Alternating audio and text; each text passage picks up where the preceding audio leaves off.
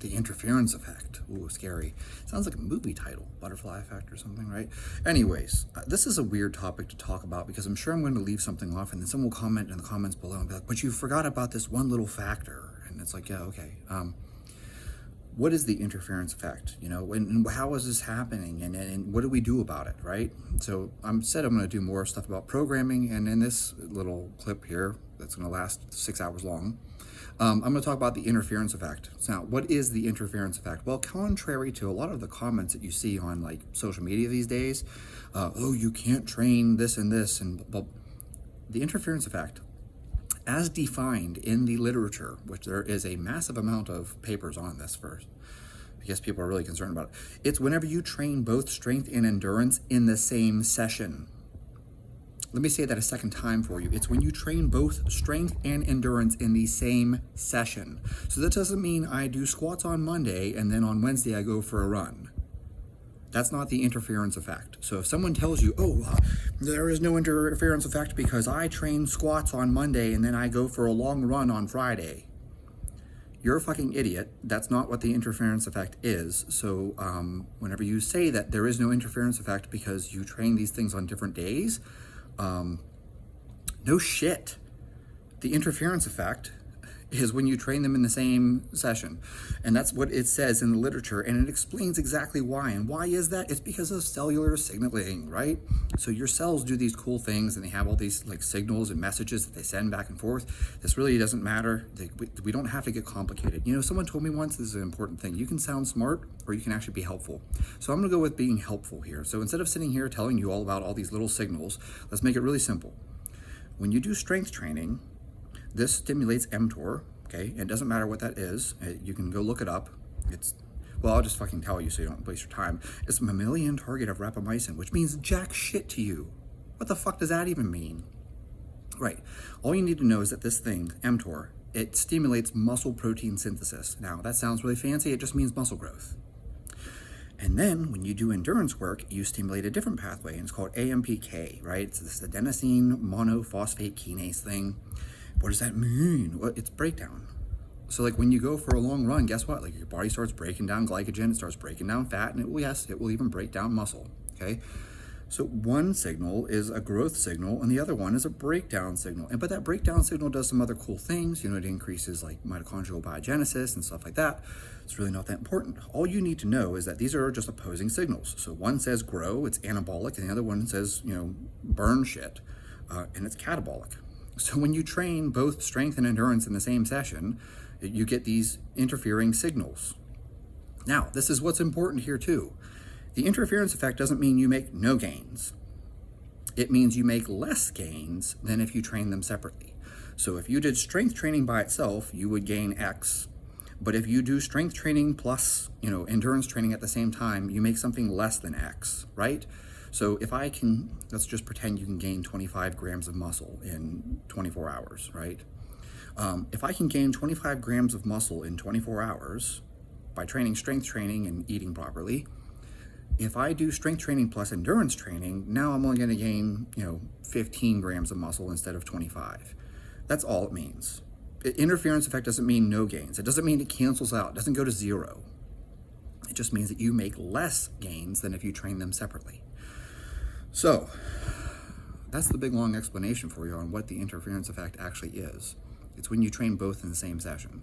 If you want to make maximal gains, maximal progress, you train them separately. If you don't care, then you just look at CrossFit. It's not like they aren't gaining muscle. Are they gaining as much muscle as a bodybuilder? No. A bodybuilder is training purely for hypertrophy. Are they gaining as much strength as a powerlifter? No. A powerlifter is training for strength.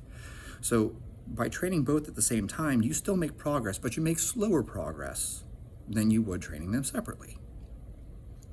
When it comes to programming, okay, let's just pretend that we have someone who's not a beginner. That's important here. What you want to do is you want to program this where you are doing it on separate days and you have some time between the two. So let's say, for instance, we want to train for running, okay, so lower body, and at the same time we also want to do strength training. So it might look like on Monday we're going to squat. We're going to go ahead and we're going to squat heavy, and you're going to do heavy back squats for, whatever your program says. I don't really care. Although I will say that anything over 10 reps is not heavy.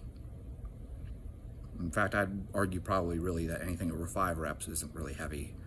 If you can do it for 10, it's like probably 60% of your 1 rep max. Like, go heavy. If you're trying to build strength, you need to lift heavy things. Like, that's just the way it is. That's strength training for you. So let's say we're going to do 3 sets of 3 at 85% of your 1 rep max on Monday. That's your back squat workout. And then on Tuesday, we're going to go ahead and go upper body, right? So that way your legs have a chance to recover. So we're going to do bench press or overhead press, and say, I don't know, we're going to do 4 sets of 4 at, 80%, okay? Then on Wednesday, we're going to go for a run, and we're going to make that run low though. See, we're not going to do middle. We're not going to do medium. Medium is a t-shirt size. What you're going to do is you're going to do what's called zone 1. And I know everyone says zone 2, but you can look at Stephen Seiler's research, and you don't want to do zone 2. Zone 2 is the zone to avoid. Look at all the best athletes out there. Their training is primarily zone 1. So it's like less than 70% of your max heart rate, basically. What that's going to look like is probably, you can even use nasal breathing to limit yourself. So on Wednesday here, we're going to go for a 20 to 30 minute long run with nasal breathing only as your limiting factor, right? So if you're running so fast that you have to breathe through your mouth, you're going too fast. Slow down. So we're going to train low intensity. And so now we've got a squat workout on Monday. That's strength. On Tuesday, we have an upper body workout, because I just don't want your legs to be sore when you go for a run.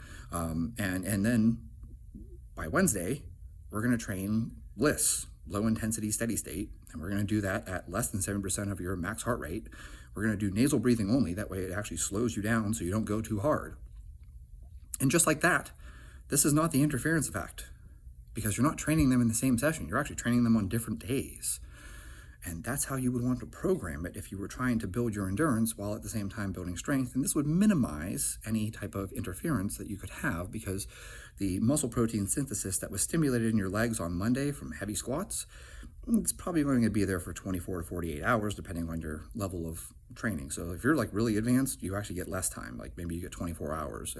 But if you're a beginner, maybe you get 72 hours. And if you're intermediate, maybe you get as much as 48. So by the time that we're going for our run on Wednesday, we're well past that time. There's no more like muscle growth going on in your legs from that squat session. And so now when we stimulate the AMPK, right, which you discussed earlier as this catabolic thing, and there's things like mitochondrial biogenesis, we're no longer having an interference effect, because there aren't opposing signals being sent through your body at the same time. Okay, so there you guys have it. That's a simple way to do this. And I know everyone wants to have this perfect 7-day week. Oh, the 7-day week, I want it to fit it perfectly into my... Dude, I'll tell you what, I'm going to give credit to CrossFit here. The whole 3 on, 1 off, that works really well. And I realize that comes into an 8-day cycle. So now sometimes you have to train on Sunday. But actually that works really well. So basically I would say do lower body, do upper body. I don't care, change it. Next time around, do deadlifts, and if you did bench press, do overhead press or weighted pull-ups or something like that. And then on the 3rd day, you will do your steady state. And then you take a day off, and then you do it again. So lower, upper, and then steady state. And I really don't think it can get any more simple than that. I feel like that's really the easiest way for you to program this stuff. And that is not the interference effect, because as I mentioned at the beginning of the video, the interference effect is when you train both in the same session. Well, if we're training them on completely different days, that is not the interference effect. And to make a final note on this, when someone tells you there is no interference effect, I pull a max deadlift and then go for a run, I want you to stop and pay attention. If that person is a little juicy, just a little juicy, yeah, they don't have an interference effect, because drugs are drugs. That's what they do. So the drugs make you anabolic 24/7. When you are injecting anabolic drugs or taking methylated compounds which destroy your liver, they make you anabolic. So the anabolic signaling is still there. You still have a positive nitrogen balance. So going for a run, no, there won't be an interference effect, because the drugs work. That's why people take them. The reason why people take drugs is because they work. Drugs only work a little. No, that's not true. Drugs work a lot. That's why people take them. If drugs only work, this deserves its own video, but seriously, when someone says, oh, it only adds 5%, you mean to tell me that drugs are less effective than creatine? Come on. Like, that's bullshit. So when someone tells you, oh, there's no interference effect, I can squat and then go for a run right afterwards and I still make massive progress, blah, blah, blah, blah. And it's like, dude, you're like 5'8" and 255 pounds of muscle. Like, you're a little juicy. So for the rest of us who aren't juicy, what you need to do, and this is not that difficult of a thing to do, is just separate your training. Okay, so on Monday, you're going to do lower body heavy, and then on Tuesday, you're going to go, upper body heavy, and then on Wednesday, you're going to do your low intensity steady state. And eventually, over time, you can increase that 30 minutes to 45 minutes, and then eventually 60 minutes, and over time, you're going to build.